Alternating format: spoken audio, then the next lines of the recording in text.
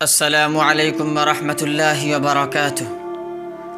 2020 اپنے تمام خوشیوں اور اپنے تمام غموں کے ساتھ رخصت ہو گیا اور ہم بالآخر 2021 میں پہنچ ہی چکے ہیں۔ 2020 میں سب سے زیادہ جو لفظ سرچ کیا گیا وہ ہے عالمی وبا، اور یہ جو 2020 کا سال گزرا اسے ہم اور آپ ایمرجنسی بھی کہہ سکتے ہیں کہ ایک ایسا سال جس میں ہم وہ سارے سب کچھ استعمال کیے یا وہ سارے الفاظ سنے جو ہم کبھی ایمرجنسی کی حالت میں سنا کرتے تھے یا کیا کرتے تھے۔ جیسے ہم نے فیس ماسک کا استعمال کیا جو ایک ایمرجنسی کی حالت میں کیا جاتا ہے، ہم نے خود کو قرنطینہ میں رکھا جس میں ایک ایمرجنسی کی کیفیت میں رہا جاتا ہے، ہم نے سینیٹائزر کا استعمال کیا جو عام حالت میں استعمال نہیں کیے جاتے۔ اس سال پوری دنیا کے تقریباً اکثر ممالک میں لاک ڈاؤن نافذ کیا گیا جو بذات خود ایک ایمرجنسی کی کیفیت ہے، اور یہ سال اپنے تمام خوشیوں اور اپنے تمام غموں کے ساتھ گزر چکا،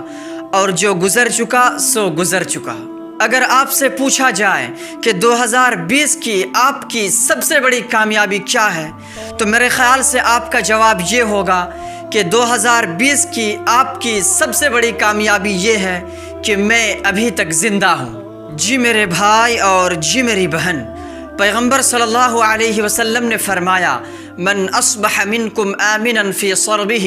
کہ تم میں سے جس شخص نے بھی صبح اس حال میں کی کہ امن و امان کے ساتھ وہ اپنے گھر میں موجود ہو، یعنی ایک چھت ہے جس کے نیچے وہ زندگی گزار رہا ہے، معافن فی جسدہ، اور اس کا جسم صحیح سالم ہو، چھوٹی موٹی بیماریوں کی بات الگ ہے، بڑی بیماریوں کا اس پر حملہ نہ ہو، وعندہ قوت یومہ، اور اس کے پاس اس دن کا کھانا موجود ہو، پورے سال کا نہیں، پورے مہینے کا نہیں، بلکہ اگر اس کے پاس اس دن کا کھانا موجود ہو، فَكَأَنَّمَا حِيزَتْ لَهُ الدُّنْيَا بِحَذَافِيرِهَا، تو گویا کہ اسے پوری دنیا کی تمام نعمتیں مل گئیں۔ یعنی اگر ہمیں تین چیزیں میسر ہیں، ہم اپنے گھر میں موجود ہیں، ہمارا جسم صحیح سالم ہے،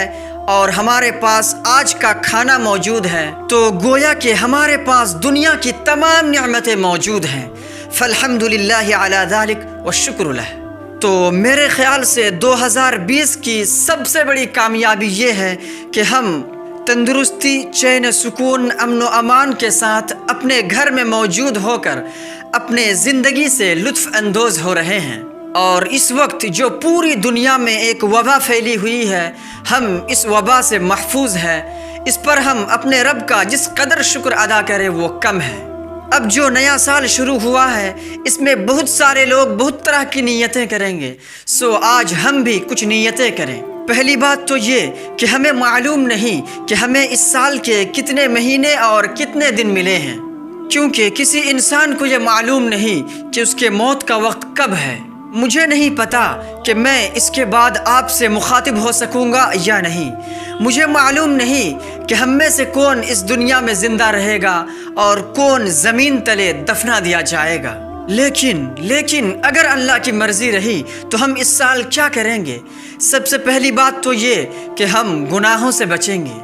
اور دوسری چیز جو ہمارے اوپر فرض ہے، نماز، روزہ، حج، زکوٰۃ اور بقیہ تمام فرائض ہم ان کو ادا کریں گے۔ اور اس سال ایک خاص نیت یہ کریں کہ ہم اس سال کو عام القرآن بنائیں گے، یعنی قرآن کا سال، قرآن کو سیکھنے کا سال، قرآن کو پڑھنے اور سمجھنے کا سال۔ ہم تین چیزوں کی اس سال نیت کریں، گناہوں سے بچنے کی، فرائض کو ادا کرنے کی، اور قرآن کو سمجھنے کی۔